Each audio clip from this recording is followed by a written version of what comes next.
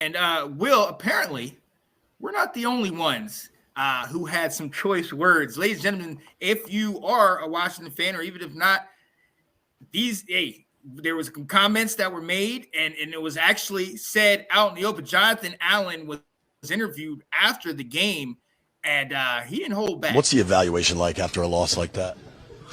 They whooped our ass, plain and simple. Got to be better.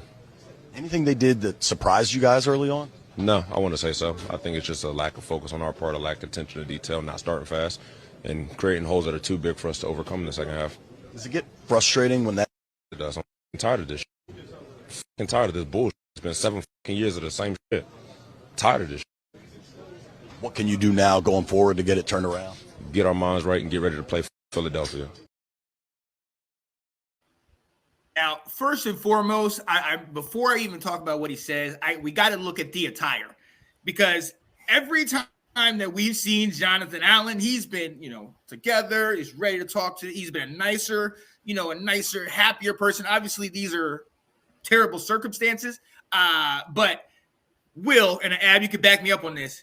Anytime you see a brother who got shades on inside, a do-rag on, and he opened it up, and you see the chain right there. He about that business. He about that life, and he ain't one to be messed with. So shout out to the reporters for even being brave enough to ask the question to go in there. But listening to his remarks, I mean, it sounds elementary. Will, everything he was saying was exactly what we need to do. But the damning part about this is your guy. This is the first major guy we signed and put a big price tag on. If he's saying this, what's the rest of the locker room saying? And he's completely correct. Yep. And also, I mean, you want to know why, like this Sunday, why the stadium's going to be full of green?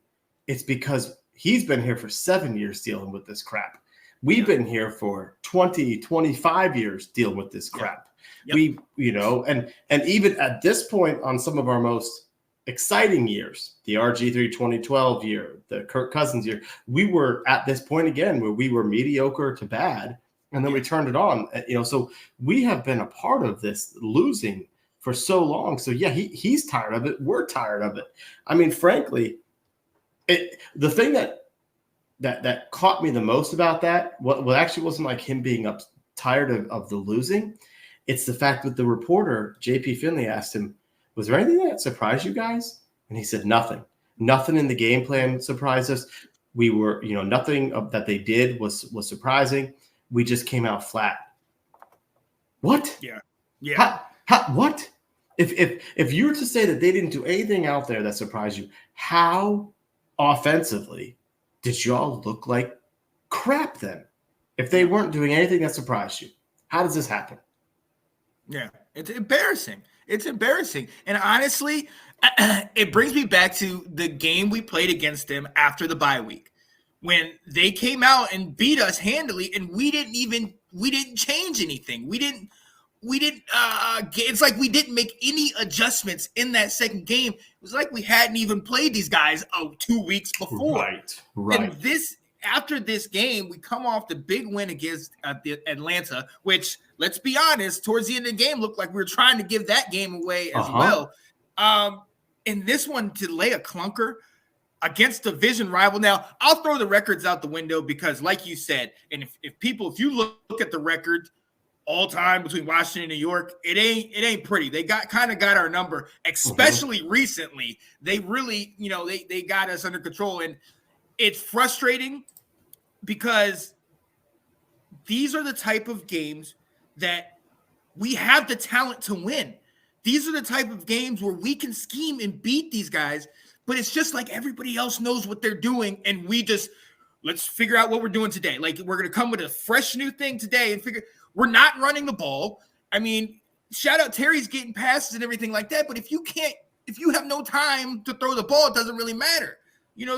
Rodriguez was our number one running back in this game, and that was still just 30 yards on the ground. So he has every right to say it. And you know what? I just fear that he's going to be like, you know what? I'm done. Then what do we do from there? He should be. I'm really surprised. I've been really surprised with the guys that we've re-signed. I was really surprised that Jonathan Allen wanted to re-sign with us. And even like Deron Payne last year was willing to come back. And it's like, Deron could have gotten paid elsewhere. He didn't have to come back here.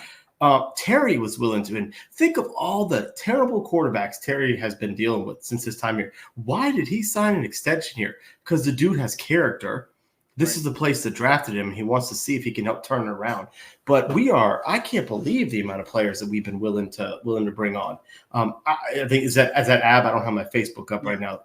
Yes, I agree with him where he's saying, I think this is a message to the coaching staff, because it's like, how does this happen? What are you guys doing to get us ready to go? What are you not doing to get us ready to go to let this happen? That's what has me so frustrated with Ron this season is for the last 3 years, he's had to deal with a whole lot of other crap outside of being a coach. And he said it at the start of training camp. They're like, you look happier, you look relaxed. And he was like, I get to focus on football this year. And he was like, the ownership stuff is out of the way. The other stuff is out of the way. I get to focus on football. I get to pay more attention to all sides of the ball. He's like, I've got my coaches that I rely on there, but I get a chance to sit in on these meetings and just make sure we're doing everything that we should be doing. And here we are. You said it a couple weeks ago. We had a chance to, at this point right now, be 5-2. Yep. And the schedule played its way out there to say, oh, for Bears, Giants, Falcons, these are all winnable games. Washington, you should win this. And now we went 1-2, and like you said, against the Falcons, we were trying to give them the game at the end with our terrible play calling in the fourth quarter in the whole second half. So it's like, what are these guys doing out here? I mean, with 3-4, it's like, Ron, you're managing this. This is your chance to focus on football, and this is what you give us in year 4. This should not be happening in your 4th year. Right.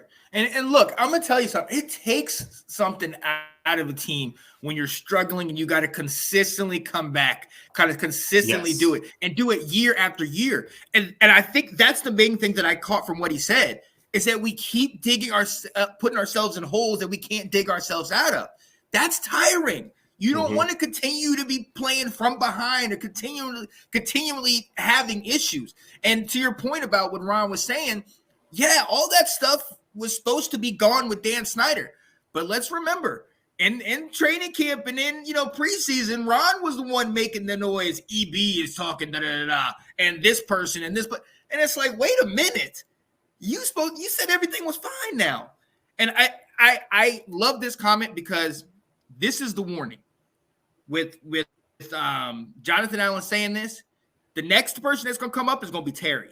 And he's not going to be quiet about it either. And when Terry speaks up, that's your last chance. And it's not like the owners are against it. The owners are with it, but it's that right in the middle. And I keep trying to give you the benefit of the doubt, Ron, but it just keeps narrowing down to you being the X factor. And I'm sorry to say, but Will, something got to change, man. Well, I mean, he is responsible for getting this team ready to go.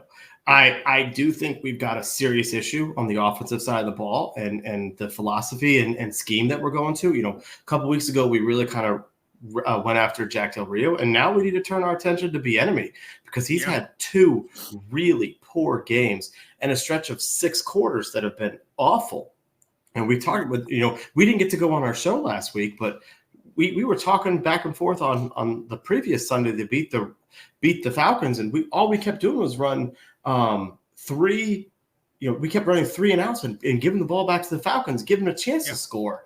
And then we come out here, and one of the things you said, what if Terry gets mad? The thing, I feel like it's hard to read EB because he's really good at coach speak in his press conferences. He's going to tell you what you need to know, but he's not going to give you anything. But I feel like EB needs to have a better grasp of this team to be making sure he's doing things to make us successful. One of the things he could be doing, which he did in the Atlanta game, is feeding Terry the ball early. Our offense feeds off his energy. When you get him going and he makes a tough catch for a first down, or he just does anything to keep the chains going, people feed off that, because he gets up, he starts beating his chest, he starts pointing, he starts doing some of that stuff that that helps and energizes the team. And Terry wasn't given the ball until I think I heard the second half is when they started throwing him the ball again. So, there's that. We also talked about, every team comes off with the first 15 plays are scripted. So you have an idea to see what the defense is doing. We were well into the second quarter, still working on our first 15 plays because we kept going 3 and out. You wasted a whole effing half on your script before you could make any changes because of this. You're not even given a chance to make changes because your offense is so, pardon my French, shitty right now. Yeah. So it's like, that's got it. Like, EB has got to do a better job with this offense in putting these guys in a place to be successful. And he is really struggling right now. Oh, absolutely. Absolutely. Dun, dun, dun, dun, dun, dun, dun, dun. Let's go. The Washington Commanders. There it is.